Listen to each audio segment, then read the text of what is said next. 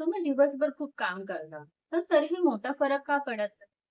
कारण तुम्ही चुकीच्या 80% कामांमध्ये अडकलेले असतात.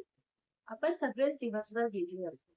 पण कधी स्वतःला एक प्रश्न विचारला का, की मी बिझी आहे की खरंच प्रोडक्टिव्ह आहे? याचं उत्तर आहे 80-20 म्हणजे पॅरेटो प्रिन्सिपल.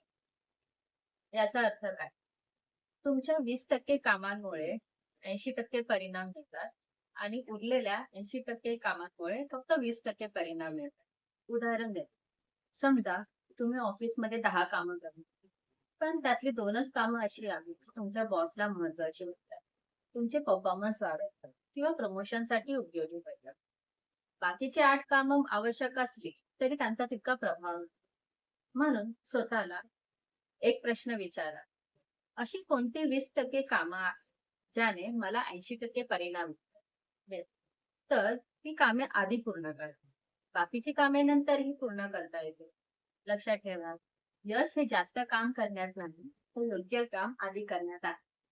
जर तुम्हाला हा व्हिडिओ आवडला असेल, तर नक्की शेअर करा आणि माझ्या YouTube चॅनलला सबस्क्राईब करा. Thank you.